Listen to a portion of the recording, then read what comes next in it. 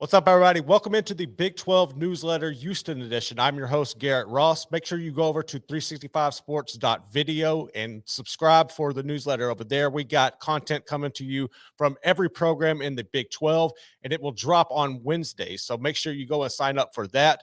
But let's get into it, man. So Houston went into Rice last week, and they took care of the Owls 35-9 in the Bayou Bucket. This was a big opportunity because this is the last time these two teams are going to meet up for quite some time. I honestly hate this. I think we're losing too many of these rivals in college football right now. And when you look at this one, these schools are 4 miles apart. There's no need for them not to be playing each other. I'm a big advocate if you are of like a bigger school and you're looking to play a group of 5 team, or you want one of those pay for play type of games. And I know Rice isn't a pay for play situation with Houston, but I think you should play teams within your state.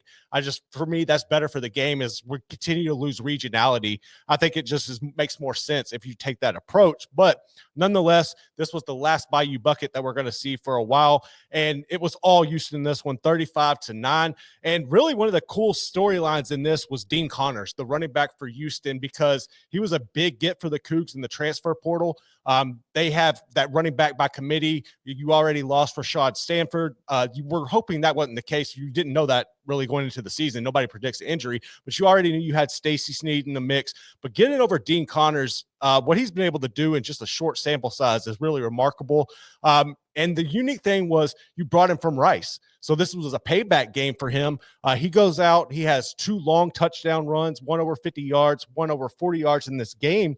And with it, he also becomes the first player in the Bayou Bucket to win as a member of both teams. Really unique thing there for him. The game itself, when you look at it, I think Connor Weigman looks solid. I'm still not sure that he's like one of the top quarterbacks in this league, but he's significantly better than what you had last year in Donovan Smith. And I think you saw that over the weekend. You got to see a little more of him stretching the field, which is something I've been just really adamant that they need to be better at. They haven't really had a deep threat at all. I love Tanner Koziel at the tight end position.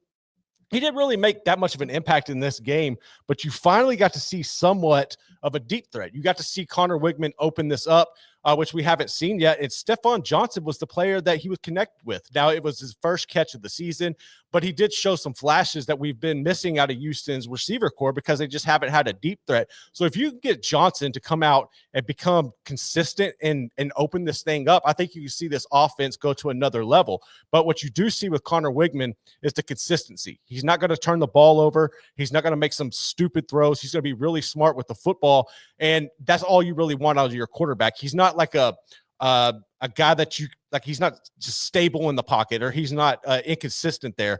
He's a guy that you can rely on. But at the same time, he can be better. And I think you also see his versatility. You saw it with his rushing attack once again this week. And this time he found pay dirt as he ran in from 9 yards out. Now, coming in this week, you're 2-0 and you're heading into Big 12 play, and you get Colorado coming into TDECU on Friday. I really like this matchup. I think this is a game that Houston can win. I think if you look on paper, they match up pretty well with the Buffs, but I think Houston's defense is going to be the key to this game. And heading into this, if you're looking at this matchup, you're thinking, damn, we're going to see Caden Salter or we're going to see Juju Lewis. No, you're not going to do that. It was neither one of them. It was the third string quarterback, Ryan Staub, who took over for them against Delaware State. He had a really, really nice performance. The offense looked totally in sync with him. He led them on 2 touchdown drives. And then when Salter got his opportunity to come back in the game late in the fourth quarter, the offense just completely stalled. Juju Lewis got some action as well, but he just hasn't developed or become the guy that they're hoping to be at this point in time in Boulder. You thought he would probably be starting right now, but nobody saw Staub coming. Dion earlier in this week was talked about. We're not sold on Staub. So there was reports out there Pete Thamel's going to be sold. Pete Thamel said he's going to start.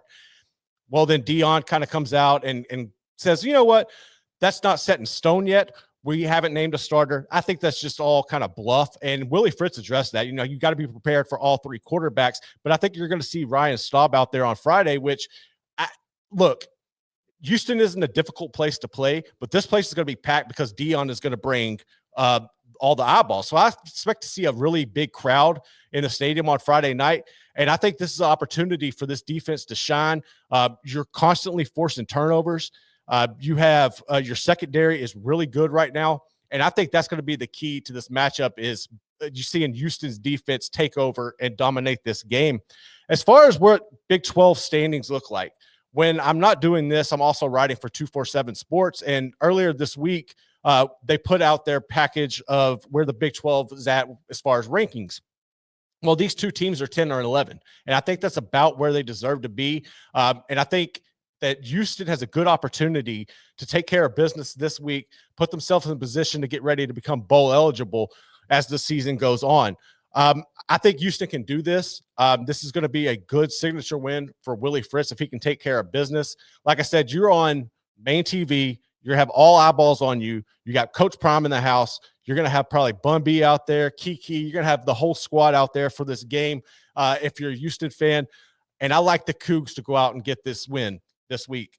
That's going to do it for this week's episode of the Big 12 Newsletter Houston edition. Make sure you go like and subscribe. We'll have content coming to you on a regular basis every Wednesday when we drop this bad boy. But I'm Garrett Ross, and I'm out.